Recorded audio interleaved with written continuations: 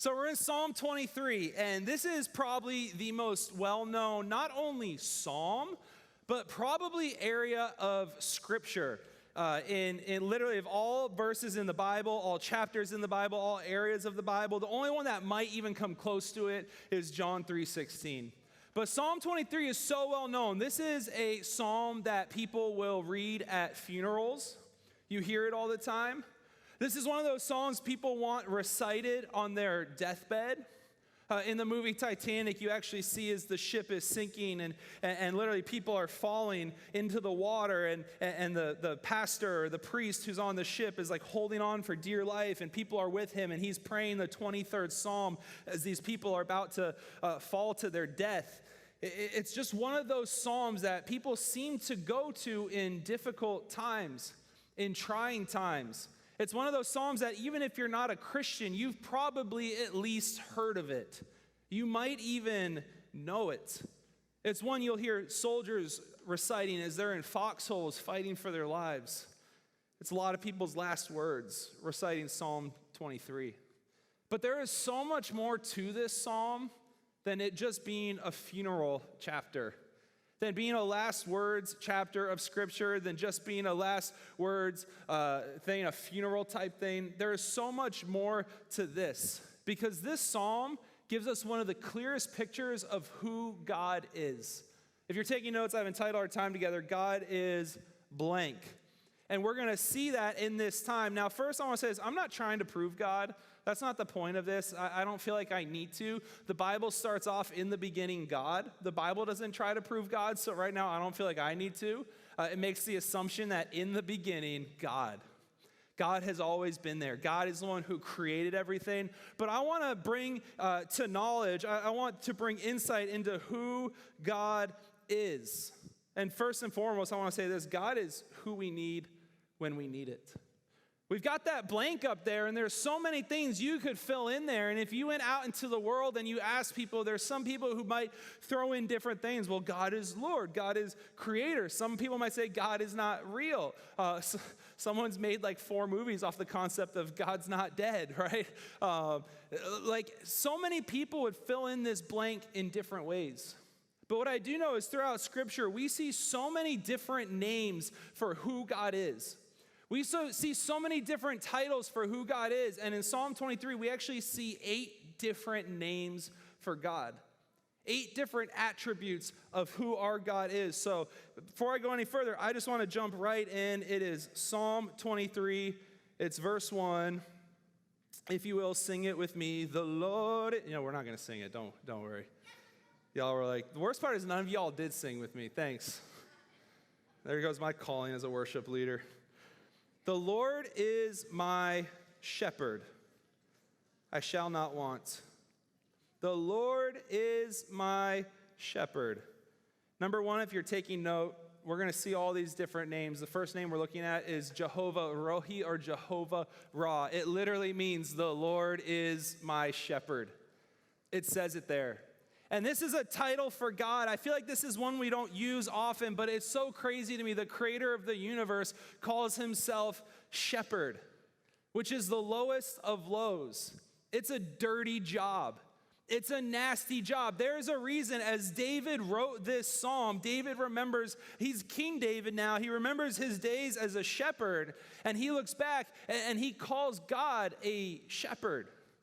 You see, the only reason David is a shepherd is because he was the youngest son. He got the short end of the stick. All the other sons were older, so they didn't have to do the lowly work of a shepherd. Yet David looks on at the days of living with sheep, the days of living out in the open all the time, the days in being dirty, the days in having to fight off predators, the days of having to do all of these things.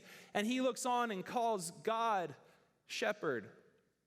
Why is this so significant? I think it's crazy. The God of the universe has decided to take care of us. Because that's the job of a shepherd. The job of a shepherd is to care for his sheep, to live with his sheep, to do life with his sheep, to protect his sheep. And God has looked on and called us his sheep and says, I want to take care of you. See, David didn't say king here. He didn't say deliverer. He didn't even use some of those more impersonal ones. He didn't say the Lord is my rock. He didn't say the Lord is my Dwayne Johnson. He didn't say the Lord is my shield, even though we'll see those titles in some of the different Psalms, but he takes this very personal attribute because the shepherd lives with his flock and is literally everything to them. But I want you to read that one more time. Read that with me, those first 5 words. The Lord is my shepherd. You notice I didn't say the Lord is your shepherd. Well, what do you mean, Sean? Well, what did you say? You also said the Lord is my shepherd. That's how personal this is. That's how real God is with us, that each and every one of us can look on and say, the Lord is my shepherd. He is my guide. He is my leader. And he takes care of his sheep. How much does he take care? It says, I shall not want. It's this name you guys have probably heard of. We sang it at YE, Jehovah Jireh, right? Jireh, you don't know, right? Jehovah Jireh.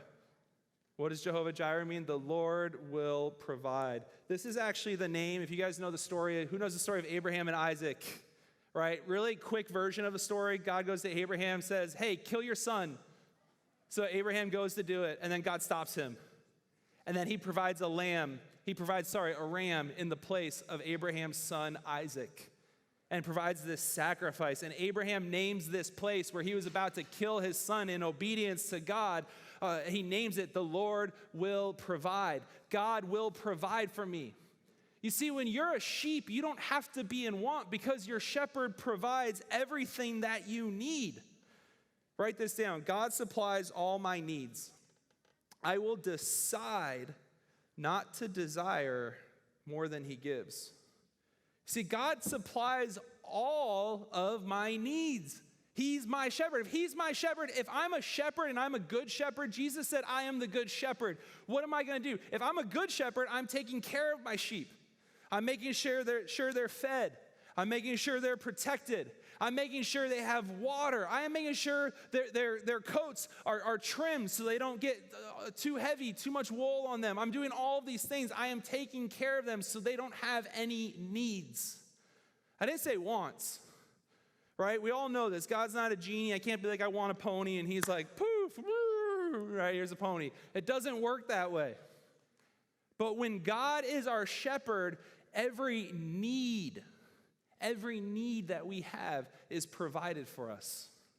Every single need.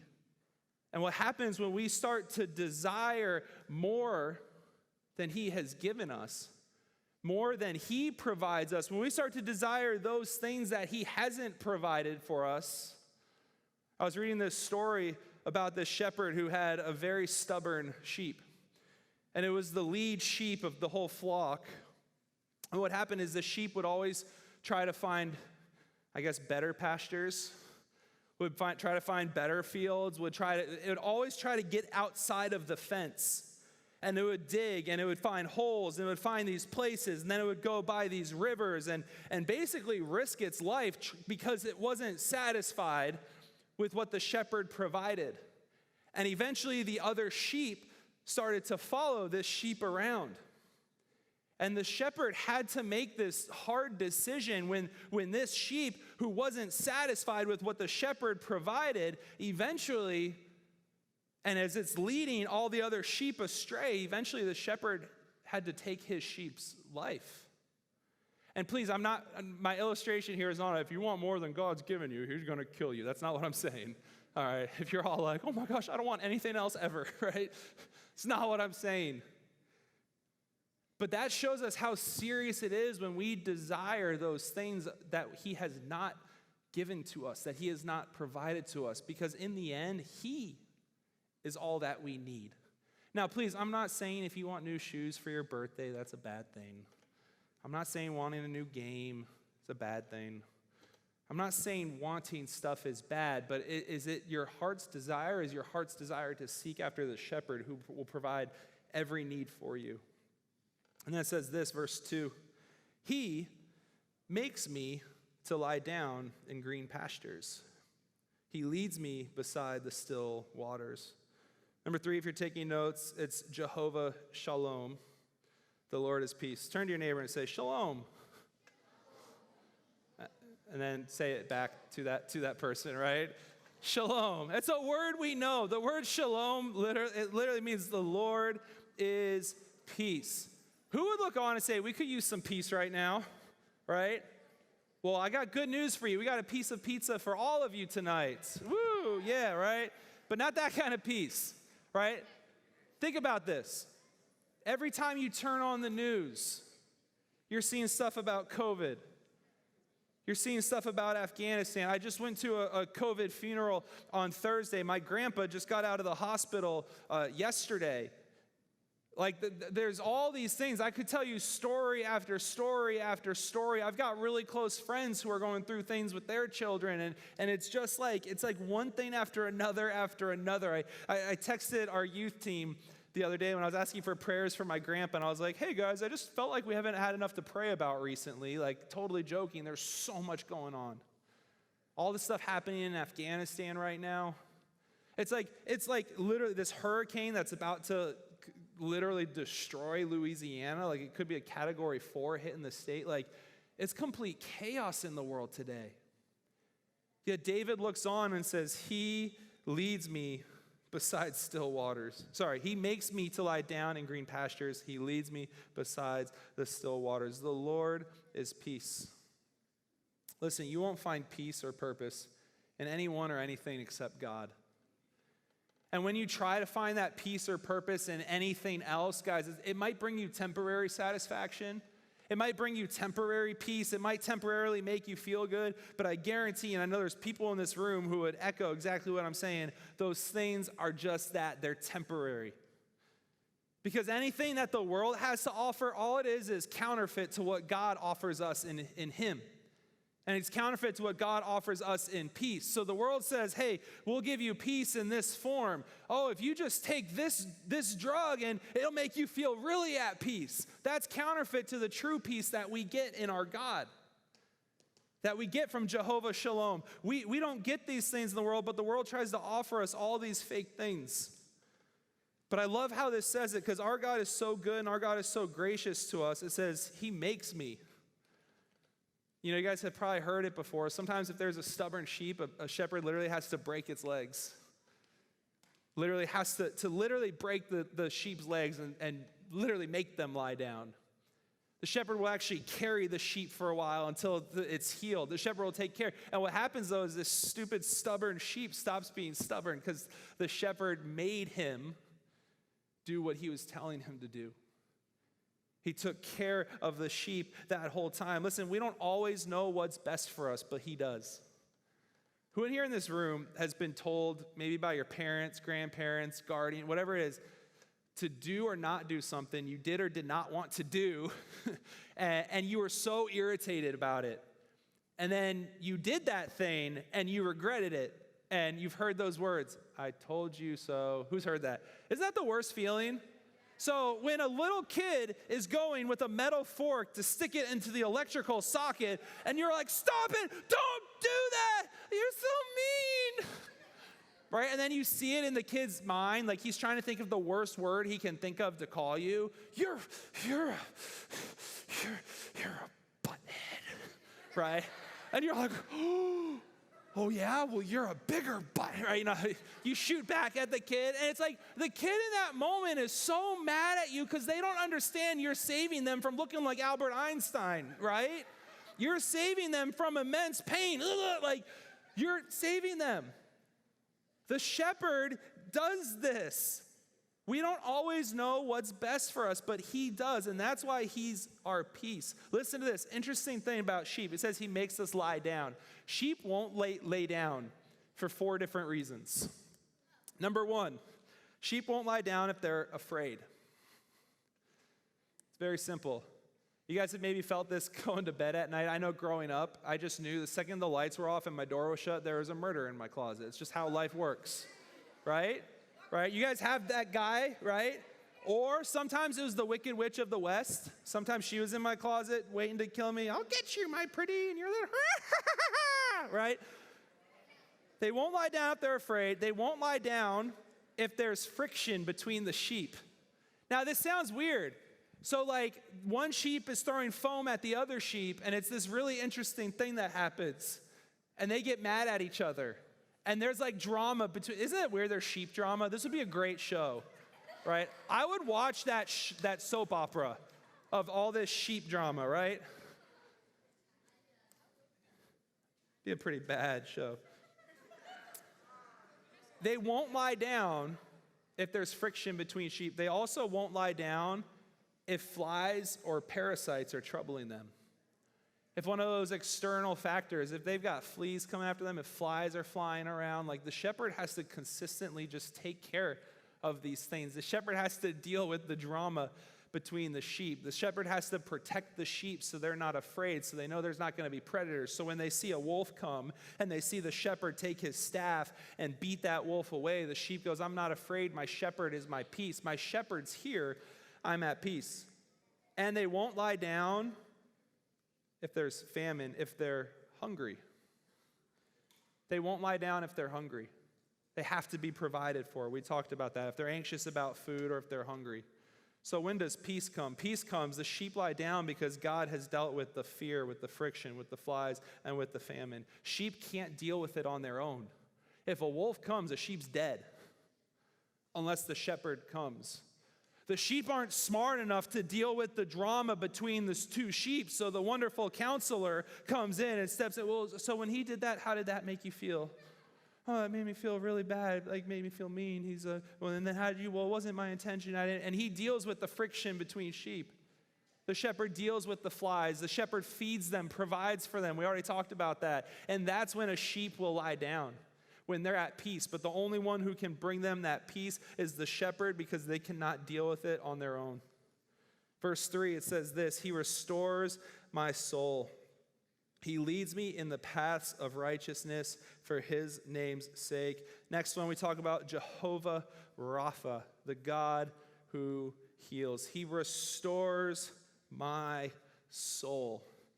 In Exodus chapter 15, verse 26, literally God says this, I am the Lord who heals you. This is one of my favorite names for God simply because I turn to it time and time and time and time again. God, you are Jehovah Rapha. God, you are the God who brings healing. God, you're the God we read about in the Gospel of Mark who performed miracle after miracle. You're the one who brought sight to the blind. You're the one who raised Lazarus from the dead. You're the one who conquered the grave. You're the one who's done this. And you heal the lame. You heal the crippled. You take the paralyzed and tell them to rise up and walk. God, if you can do this, you can take care of my migraine. You can take care of this sickness. You can take care of my grandpa while he's in the hospital. You can take care of this situation because you are the God who heals. And I've seen it. I've seen it happen. I saw it at our summer camp one year, years ago. This girl who was supposed to get up on stage and lead worship just was feeling terrible. She's like, I can't do it. So me and my friend, Pastor Darren, who's at North Miami now, we just literally prayed over this girl, said, God, heal her. And I'm not joking, less than 5 minutes later, she's walking on stage feeling completely better. I've shared the story before, and it never gets old to me in Mexico when we saw a blind guy who literally asked Jesus. He was blind in his left eye, asked Jesus into his heart, and as soon as he prayed that sinner's prayer, he finished his prayer, and sight was in his eye again. Like, I've literally seen these things with my own eyes. All right, you don't. He's the God who heals. And then it says this in that same verse, he leads me in the paths of righteousness. Here's a fun one, I'm going to butcher it. Jehovah Tsidkenu, the Lord our righteousness. Who in here is perfect? There's always that like one person. And here's the thing, it's always a 6th grade boy. I just don't, like, it's scary. Are you in 6th grade? Yeah, are you in 6th grade? Wait, you're in 7th grade now? Yeah, you're in 6th grade. Yeah, I was joking. 3rd? 7th grade. Yeah, but if you think about it, at one point in your life, you were in 6th grade. So what I said is still true. Just take it, right? The Lord our righteousness. He makes us perfect. Here's the thing, guys. None of us are perfect, and that's okay because he was.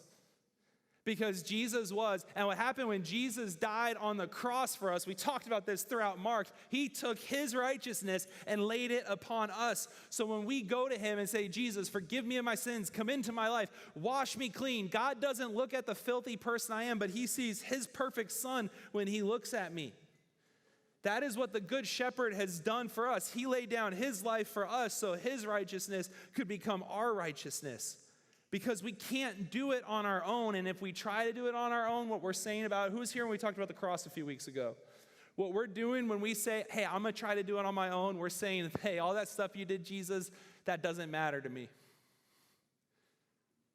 But when we accept his righteousness and say, God, I can't be perfect, forgive me, we're showing full appreciation, and he puts his righteousness on us. And I love what it says, he leads me in the paths of righteousness. God guides us to what we need. God guides us to righteousness. You guys ever been lost? Isn't being lost like terrifying? It's the worst. I'll never forget when I was younger, I was out, it was my first day of school actually, and my dad told me not to wander too far, and I did, and these guys grabbed me. So my dad brought me far away, and so my dad went looking for me. He found a friend, Dory, and she had short-term memory loss. They eventually took the East Australian current. I'm just sharing the story of Finding Nemo, right? I wasn't actually kidnapped as a kid, but listen, when you say that, and you think of that kid who's lost, you think of that time, maybe you were in the mall and suddenly your parents are gone. You I remember this very clearly. I grabbed the person next to me. I was like 27. I grabbed the person next to me, and I was like, wait, that's like weird sweatpant material. That's not what Dad was wearing. No, I was probably like 3 or 4 years old. But I had this vivid memory, and I looked up, and I freaked out because that was not my dad. It was a really scary-looking lady. And I just felt like I was lost. Right? Being lost is not fun, but our shepherd leads us. He guides us. He keeps us from being lost. Verse 4, I got to hustle through this. Yea, though I walk through the valley of the shadow of death, I will fear no evil, for you are with me. Your rod and your staff, they comfort me. Next one, Jehovah Shammah. The Lord is there. Everyone say that. That's a good one. Jehovah Shammah. Shammah. Jehovah Shammah. That means the Lord is there. Guys, think about that. One of the worst feelings in the world is being alone. It really is. I like to think I have a compassionate heart, even though I can be a jerk sometimes. But what happens sometimes when I go out to dinner, my wife and I will go out to eat, and I'll see like an old man or an old lady, and they're at their table, and they're just eating alone. Sometimes they have a wedding ring on. Sometimes they don't. And thoughts start to enter my head of like, man, is this a widow or is this a widower? This person looks like they're in their 80s. Is this an 80-year-old man who's still wearing his wedding ring even though his wife isn't with him anymore, and now he's all alone? And like my heart starts to break in those moments. I'll see a really, really old person without the ring, and I'm like, oh, were they never married? What's their story? Do they live alone? And it's like that thought of being alone, in a lot of ways, it can make us sad. Talked about fear earlier. It can make us fearful. I hated being home alone when I was little. Can anyone relate to that? It was that same concept. Like, guys, don't watch scary movies because they put weird thoughts in your head, right? Like, every single time I was home alone, I thought that was it for me, right? And I always had, like, these weird plans of, like, what I would do and how I would run away. And one of my uncles, his whole thing was when he'd get scared, he'd go and stand on the other side of the pool. And that way, if a murderer came, he could just run around the pool, and they'd never be able to catch him. Like, right? It's the weird things we think of when we're younger. But we're never alone. Why? Because Jehovah Shammah, he hasn't abandoned us in this ruined earth, in this horrible earth, this earth with all this destruction, all this hate, all these diseases, all these natural disasters. He hasn't abandoned us. Yet right now, we're what?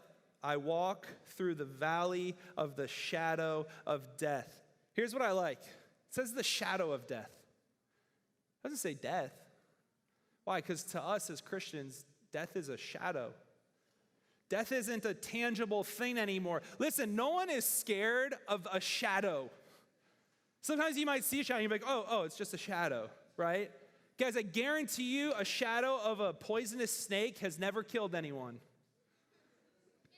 A shadow of a car has never been the thing that a car accident happened in. A shadow is not a tangible thing. And then here's the other thing, though. A shadow is not tangible. It's cast by something that is. Death is very real, but we only face the shadow because Jesus took our death. And then it doesn't say we walk in the valley. Listen, we don't walk in the valley. We walk through the valley. It doesn't say, hey, yea, though I walk in the valley. It says I walk through.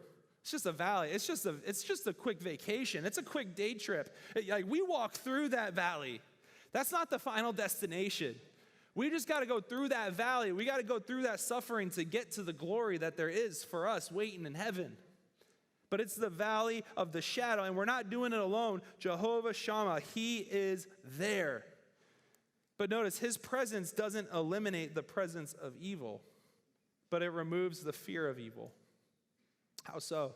Your rod and your staff, they comfort me. Your rod you use to protect us, to fight off the wolves, to fight off the bears, to fight off the lions, to fight off whatever it is that needs to be fought off. And the staff guides us. The staff leads us in the right direction. The staff is when we're wandering, he taps us with the staff and puts us back in the right direction.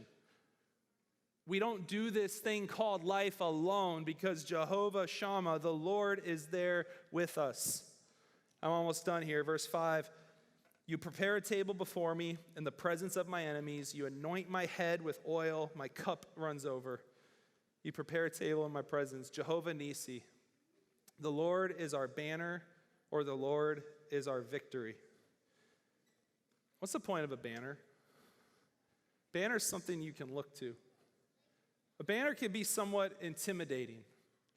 But the Lord is our banner. It gives us a focal point. Looking unto Jesus, the author and finisher of our faith, it gives us a hope and a focal point that we can pursue because we have victory in Jesus. So when life gets tough, when life gets hard, when we don't know what to do?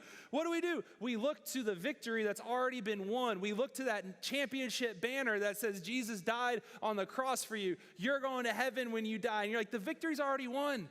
Guys, you know how easy it would be if I went to the Olympics and they already put up a banner with my name on it saying, Sean won this event. I'd be like, oh, cool. All the pressure's off. I already won.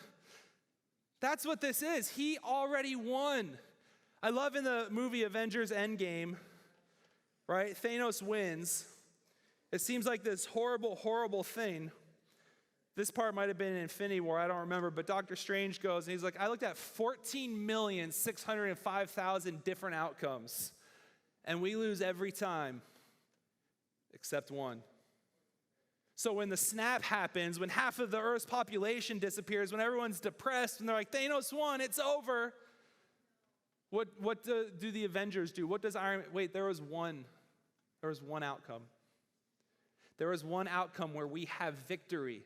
Why did they keep fighting? Because they knew they could have victory. Why did they keep going? Because they knew there was a chance. They kept going because there was that one outcome. So when he gets the Infinity Gauntlet on his hand, when he gets the stones on his hand, and he looks at Doctor Strange and he puts up the one finger telling him this is it, and Iron Man snaps his fingers, no, I am Iron Man, and ends Thanos.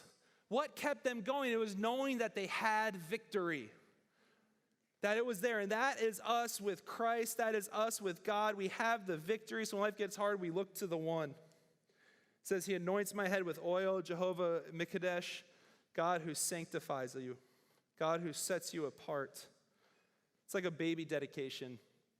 When we've turned our lives to Jesus, it's like we were dedicated to him. He sanctified us. He set us apart. He makes us, this word sanctified means we become like him. He makes us more and more like him. He anoints our heads with oil. He marks us as his own. We are his. And then verse 6, it says, surely goodness and mercy shall follow me all the days of my life, and I will dwell in the house of the Lord forever. And this is what I love, because to be God's guest, it's more than being an acquaintance who visits for a day. We get to live with him forever. We get to be with him forever. We get to have eternity with him forever. Goodness and mercy follow me all the days of our lives when we're his, when we've given our lives to the Good Shepherd. So when you see that phrase, God is, if someone asks you who God is, I hope you guys understand a little more. This is my God, my peace, my shepherd, my provider, my banner, my righteousness. Fill in the blank. Whatever it is you need, he is there to fulfill that need. Amen?